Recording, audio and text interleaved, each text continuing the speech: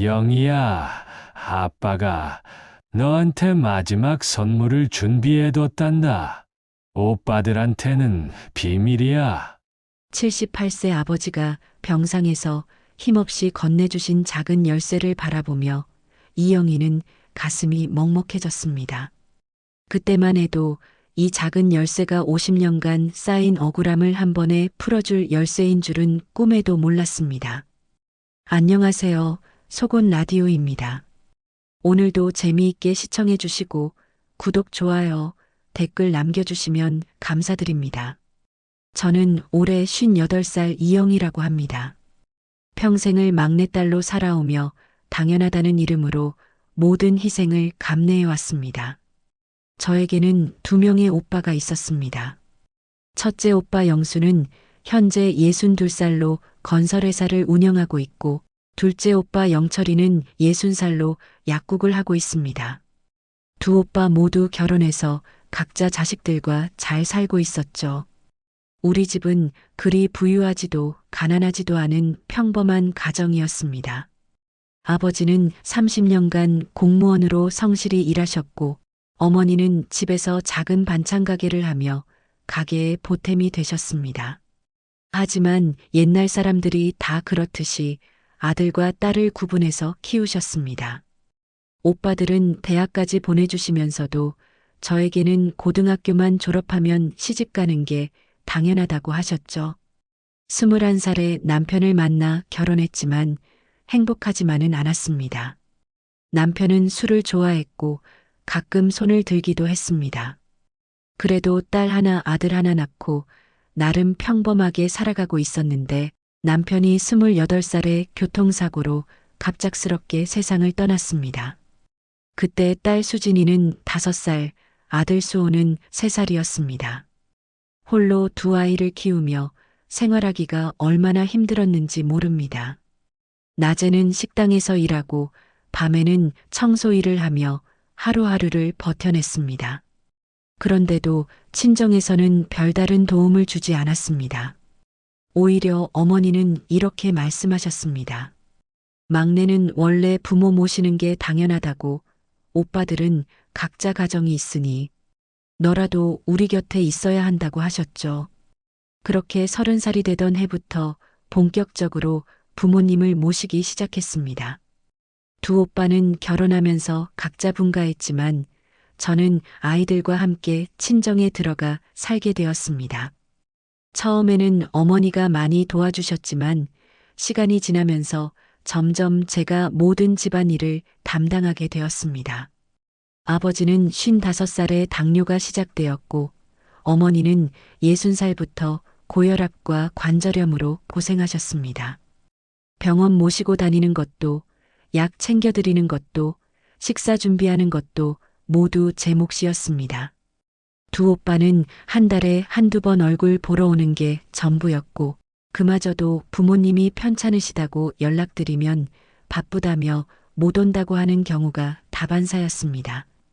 그래도 저는 불평하지 않았습니다. 막내로 태어난 게 제 팔자라고 생각했고, 부모님을 모시는 게 당연한 도리라고 여겼습니다. 제 아이들도 할아버지 할머니와 함께 자라며 효심을 배울 수 있으니 좋다고 스스로를 위로했죠. 하지만 마음 한구석에는 항상 서운함이 있었습니다. 두 오빠는 자신들의 생활을 꾸려가며 여행도 다니고 좋은 차도 사고 큰 집에서 살면서도 부모님께 용돈 한번 제대로 드리는 걸 본 적이 없었거든요. 오히려 명절 때마다 어머니가 준비해 주시는 반찬을 한가득 싸가지고 가는 게 일상이었습니다. 어머니가 66살에 치매 초기 증상을 보이기 시작했을 때도 마찬가지였습니다. 병원에서 치매 진단을 받았다고 두 오빠에게 연락했지만 돌아온 답변은 똑같았습니다. 영희야, 내가 옆에 있으니까 다행이다. 우리는 일이 있어서 자주 못 가니까 너라도 잘 보살펴달라는 말뿐이었죠. 그때부터 정말 힘든 시간이 시작되었습니다. 치매가 진행되면서 어머니는 점점 예전 모습을 잃어가셨고 밤낮을 가리지 않고 돌봐드려야 했습니다. 아버지도 당뇨 합병증으로 거동이 불편해지시면서 두 분을 동시에 모시는 게 얼마나 힘든 일인지 뼈저리게 느꼈습니다. 제 아이들은 그런 엄마를 보며 자랐습니다. 친구들처럼 놀아달라고 조르지도 않았고 학원에 보내달라고 떼쓰지도 않았습니다. 할머니, 할아버지가 아프시니까 엄마가 힘들다는 걸 어린 나이에도 알고 있었거든요. 그런 아이들을 보면서 마음이 얼마나 아팠는지 모릅니다. 그런데 진짜 문제는 경제적인 부담이었습니다. 부모님 병원비와 약가, 그리고 집안 생활비까지 대부분 제가 감당해야 했습니다. 저는 낮에는 부모님을 돌보고 아이들이 학교에 간 사이사이 틈틈이 청소일이나 설거지 일을 하며 돈을 벌었습니다. 밤에는 아이들 숙제를 도와주고 부모님 약을 챙겨드리고 나서야 잠들 수 있었죠. 그런데도 두 오빠는 한 달에 10만 원씩만 보내올 뿐이었습니다. 부모님 병원비가 한 달에 100만 원 가까이 나오는데 20만 원으로 뭘 하라는 건지 이해할 수 없었습니다. 그래서 몇 번 전화로 이야기를 해봤지만 돌아오는 대답은 항상 똑같았습니다. 첫째 오빠 영수는 이렇게 말했습니다. 영희야, 형도 사업하느라 힘들어. 요즘 경기가 안 좋아서 회사 운영하기도 벅차.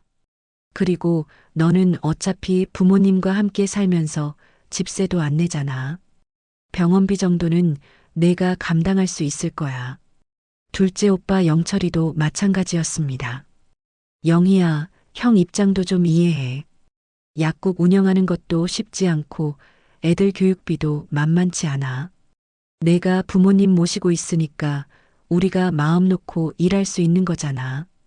그 말을 들을 때마다 가슴이 답답했습니다. 마치 제가 부모님을 모시는 게 당연한 의무이고 그 대가로 집에서 공짜로 살고 있다는 식으로 말하는 게 너무 서러웠습니다. 집세를 안 낸다고 하지만 집안의 모든 살림을 제가 도맡아 하고 있는데 그게 무슨 혜택이라는 건지 이해할 수 없었죠.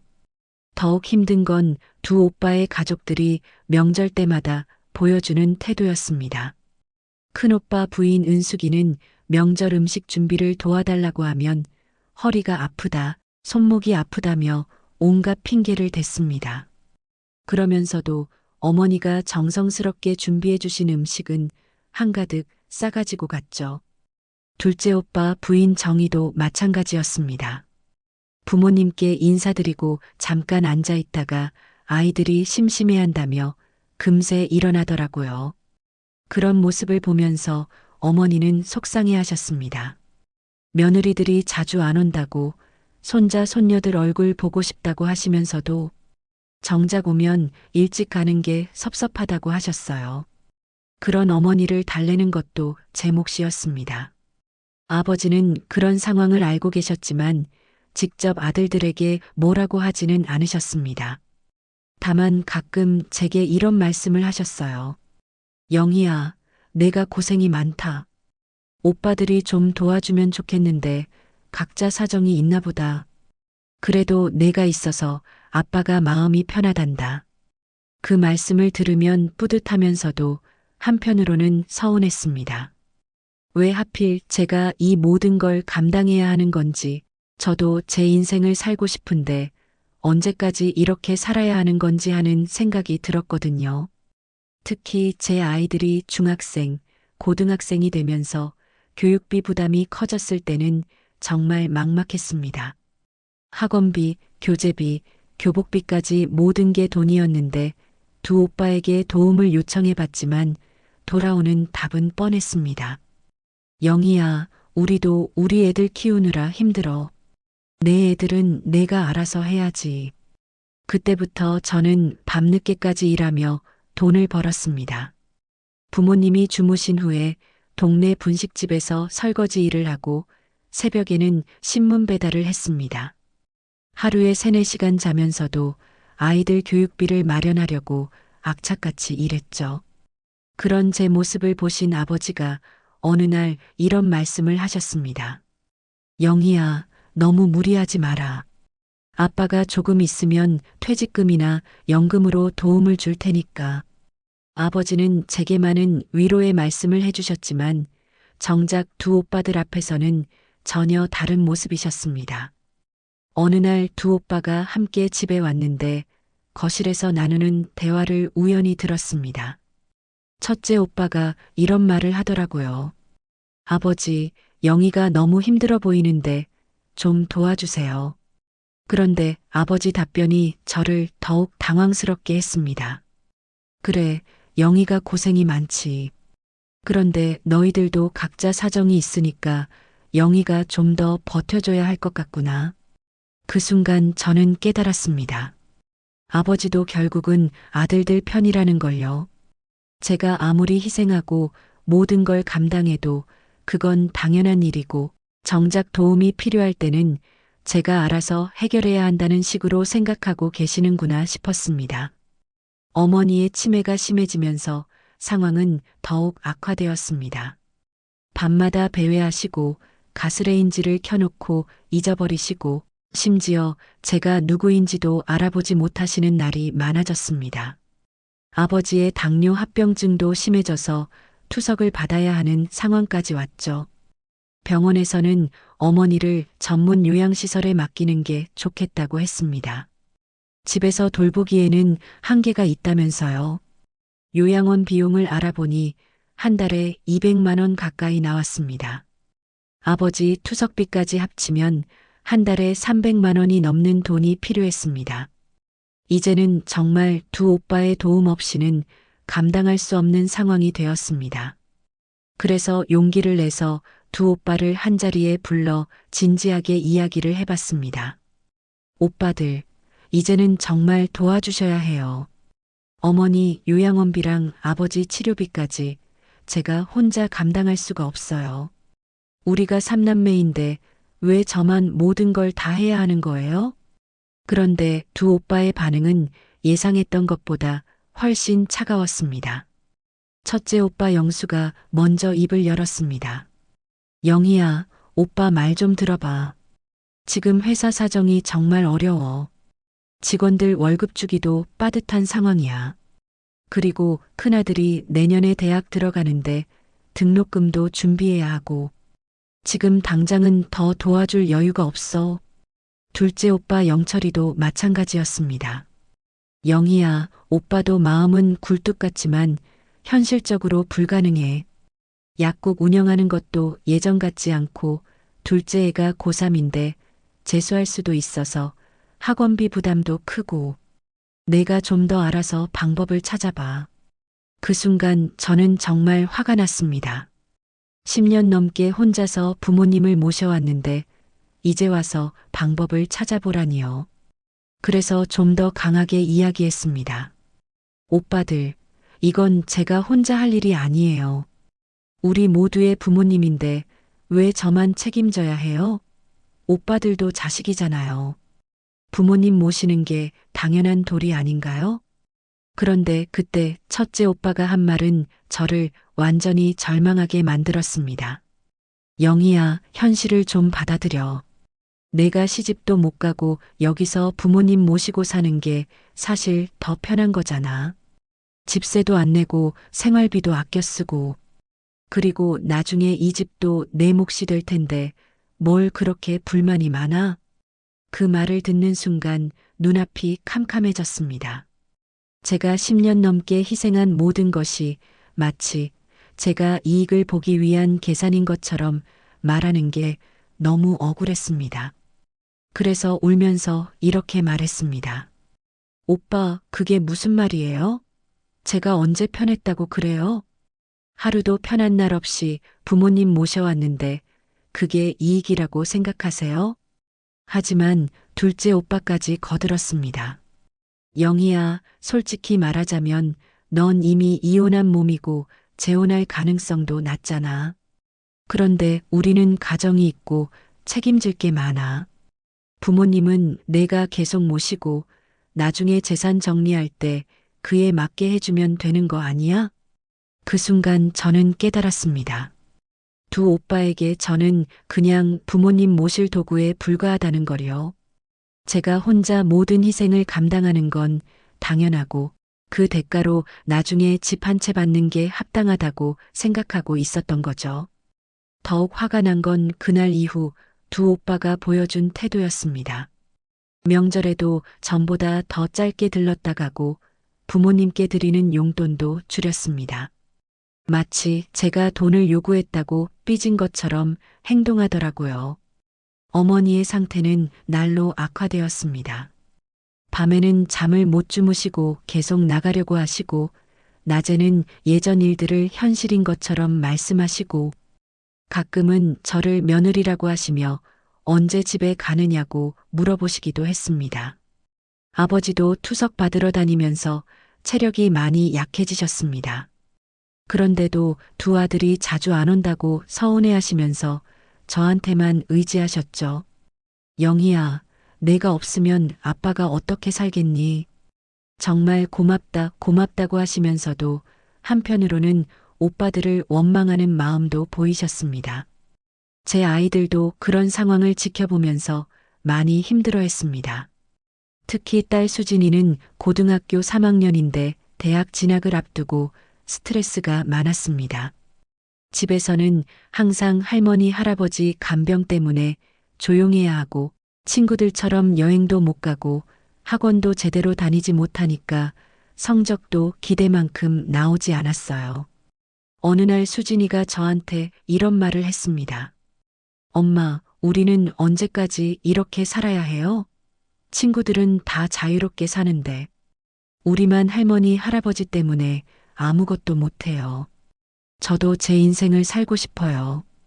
그 말을 들을 때 가슴이 얼마나 아팠는지 모릅니다.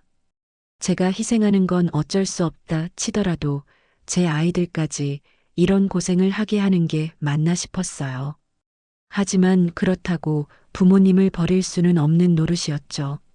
그런데 결정적인 사건이 일어났습니다. 어느 날 제가 잠깐 마트에 다녀오는 사이에 어머니가 가스레인지를 켜놓고 나가셨던 거예요. 다행히 큰 사고는 없었지만 부엌이 그을리고 연기가 집안에 가득했습니다. 이웃들이 신고해서 소방차까지 출동했어요. 그 일이 있고 나서 두 오빠에게 연락했습니다. 이제는 정말 위험한 상황까지 왔으니 어머니를 요양원에 모셔야 할 것 같다고, 그러니까 비용 분담을 해달라고 말했습니다. 그런데 첫째 오빠의 답변은 정말 충격적이었습니다. 영희야, 솔직히 말하자면 어머니가 그 정도로 심하면 이제 집에서 모실 때가 지난 것 같아. 그런데 요양원비가 그렇게 많이 나온다면 우리가 다 부담하기는 어려울 것 같고, 차라리 좀 더 저렴한 곳을 알아보는 게 어때? 아니면 정부 지원을 받을 수 있는 방법을 찾아보든지. 그 순간 저는 정말 절망했습니다. 10년 넘게 혼자서 모든 걸 감당해 왔는데 이제 와서 저렴한 곳을 찾아보라니요.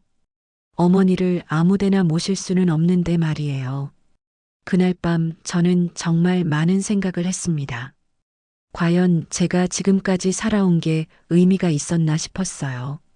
두 오빠는 각자 자신들의 삶을 살면서 성공도 하고 행복도 누리는데 저만 부모님을 위해 모든 걸 희생하고 살아왔거든요.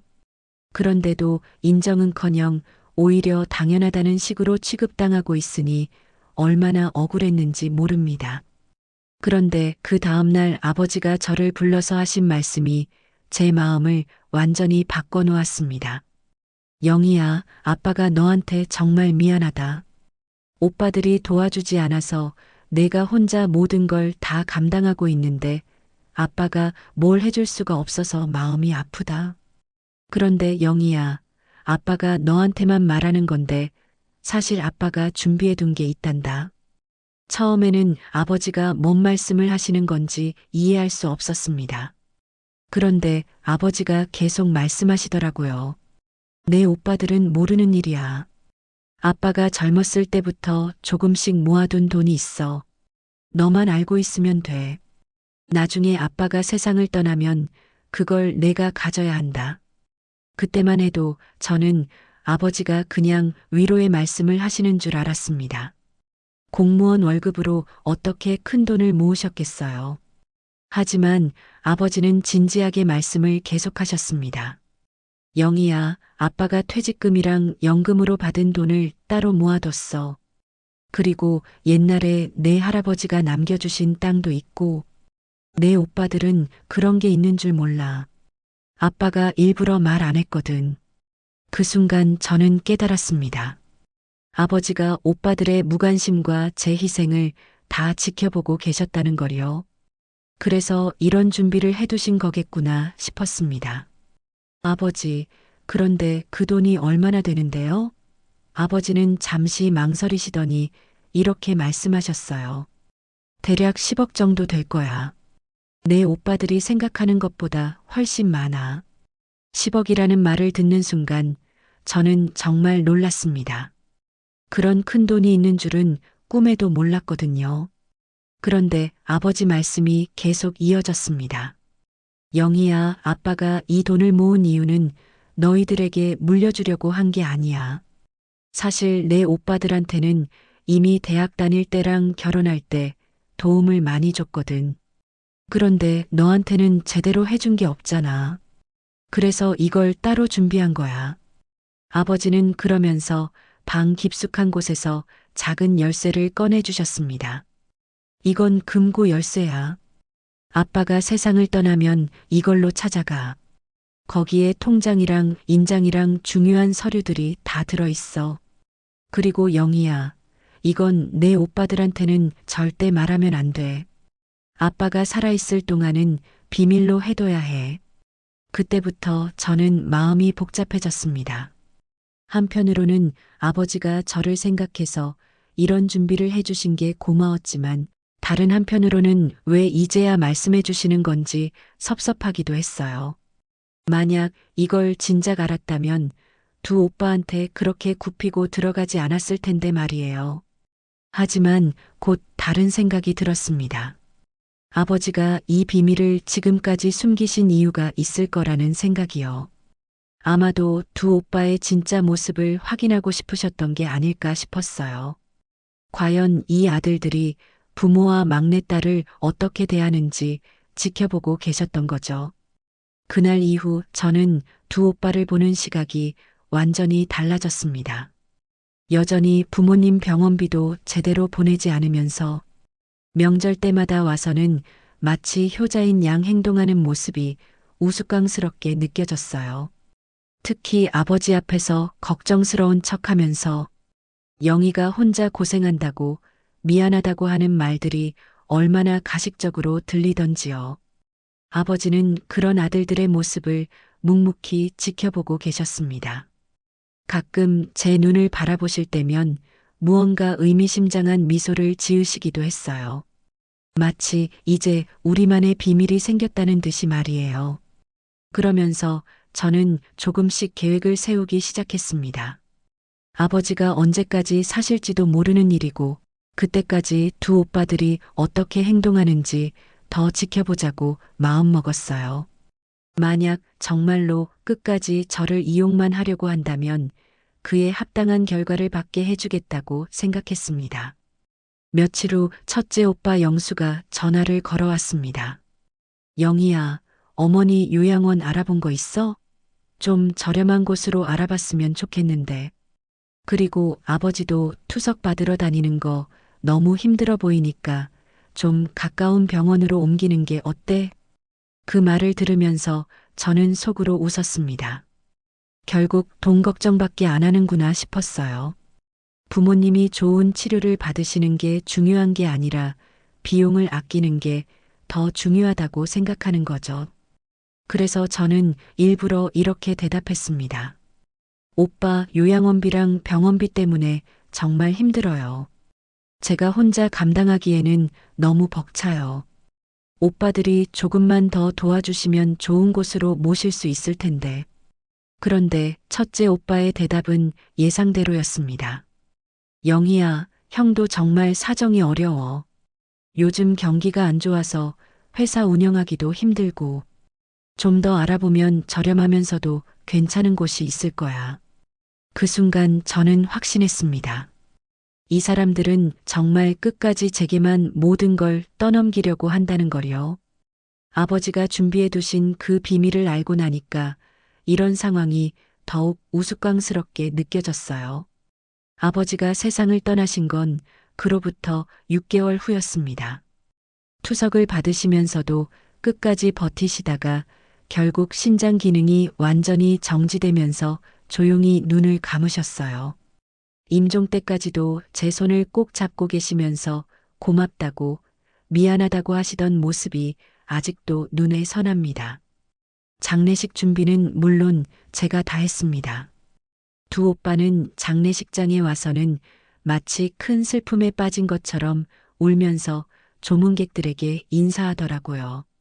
특히 첫째 오빠는 아버지를 제대로 모시지 못했다며 눈물을 흘리는 모습까지 보였습니다.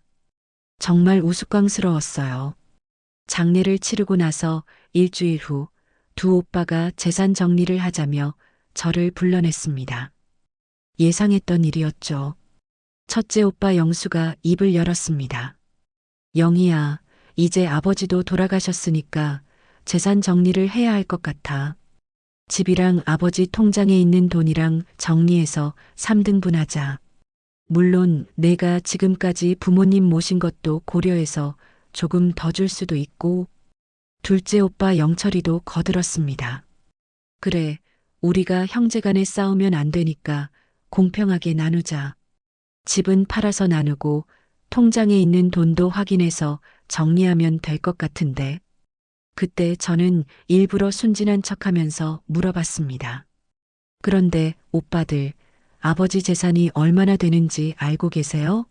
제가 알기로는 집값이 4억 정도 되고 통장에 있는 돈도 몇 천만 원 정도일 텐데요. 첫째 오빠가 고개를 끄덕였습니다. 그래, 대충 그 정도 될 것 같아. 집값이랑 예금 합쳐서 5억 정도? 3등분하면 1인당 1억 조금 넘게 나올 것 같은데. 내가 더 고생했으니까 조금 더 주는 걸로 하자. 그 말을 듣는 순간 저는 속으로 웃었습니다. 정말 아무것도 모르고 있구나 싶었어요. 그래서 일단은 모르는 척하면서 대답했습니다. 네, 그렇게 하시죠. 그런데 아버지 중요한 서류들이 어디 있는지 알아야 하지 않을까요? 며칠 후 저는 아버지가 주신 열쇠를 가지고 은행에 갔습니다. 금고를 열어보니 정말 많은 서류들이 들어 있었어요. 통장이 여러 개 있었는데 그 금액을 보고 저도 깜짝 놀랐습니다. 아버지가 10억이라고 하셨는데 실제로는 13억이 넘었거든요. 더 놀라운 건 아버지가 남겨두신 편지였습니다. 영희야, 이 편지를 읽고 있다는 건 아빠가 세상을 떠났다는 뜻이겠구나. 아빠가 너무 미안하다. 내가 10년 넘게 혼자서 모든 걸 감당하면서도 오빠들은 도와주지 않는 걸 보면서 마음이 많이 아팠어. 그래서 아빠가 이렇게 준비를 해뒀단다. 편지에는 아버지의 진심이 가득 담겨 있었습니다.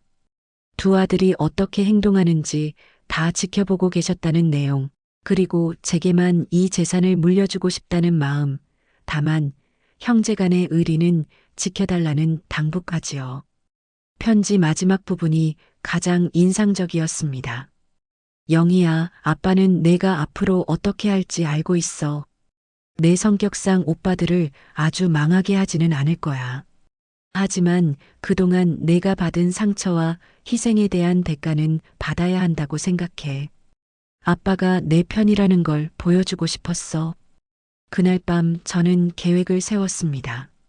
두 오빠들에게 진실을 알려주되 그들이 그동안 저를 어떻게 대했는지 확실히 깨닫게 해주자고 마음먹었어요. 다음 날 두 오빠를 집으로 불러서 아버지 유품을 정리하자고 했습니다. 그들은 여전히 몇 억 되지 않을 거라고 생각하면서 왔더라고요. 거실에 앉아서 서류들을 꺼내는데 첫째 오빠가 말했습니다. 영희야, 빨리 정리해서 각자 목 나누자. 형도 회사 일 때문에 바빠서. 그때 저는 아버지가 남겨주신 첫 번째 통장을 보여줬습니다. 오빠들, 이거 먼저 보세요.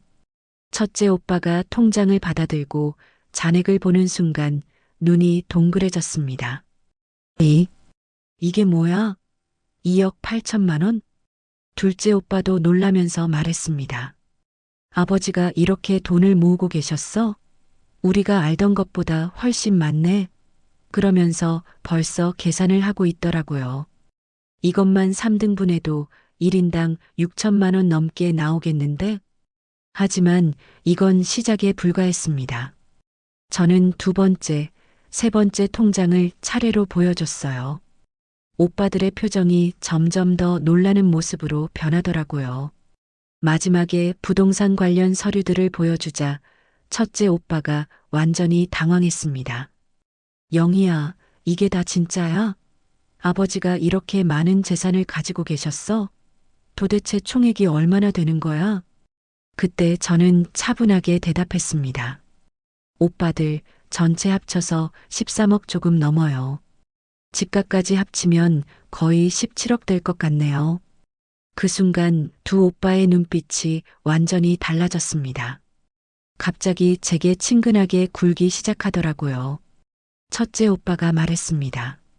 영희야, 우리가 그동안 못 도와줘서 정말 미안했어.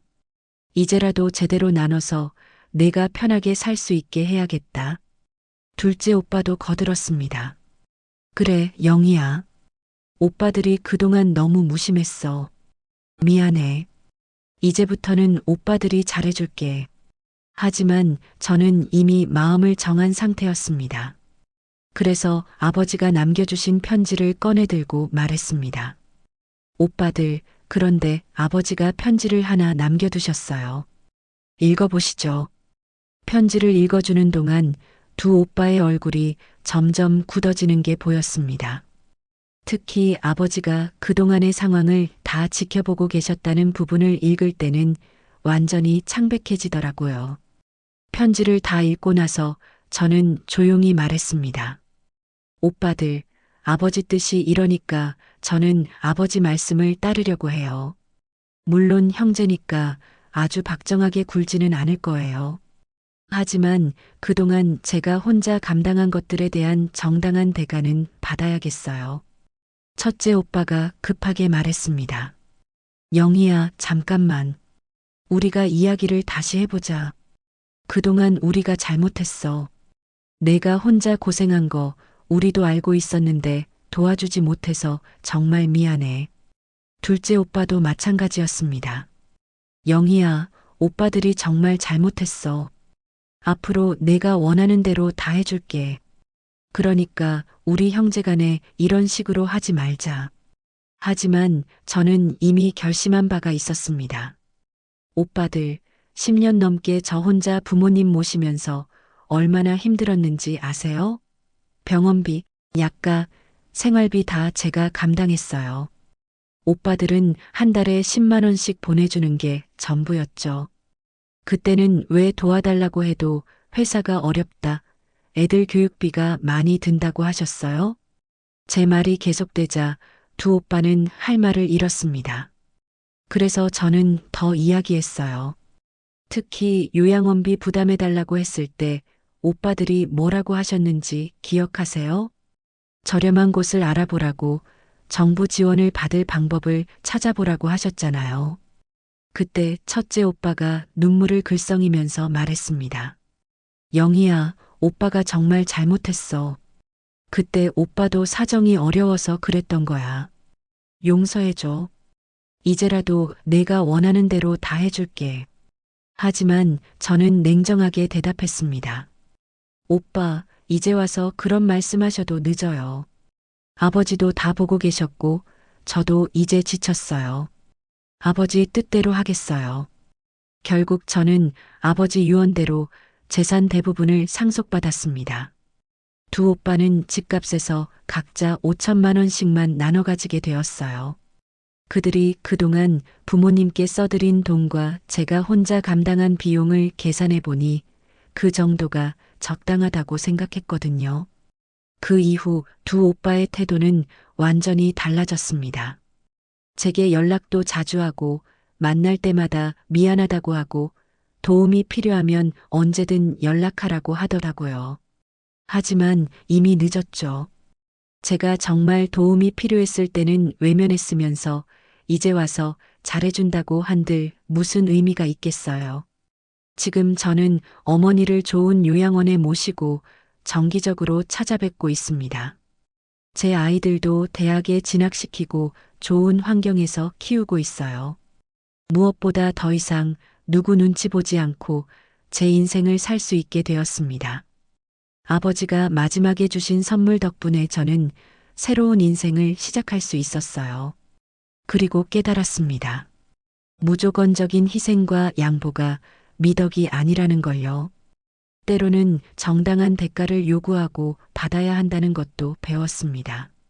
두 오빠들도 이제는 자신들이 그동안 얼마나 이기적이었는지 깨닫고 있을 거예요. 하지만 이미 돌이킬 수 없는 일이죠. 저는 앞으로 제 남은 인생을 저를 위해 살려고 합니다. 아버지가 그렇게 하라고 하셨으니까요.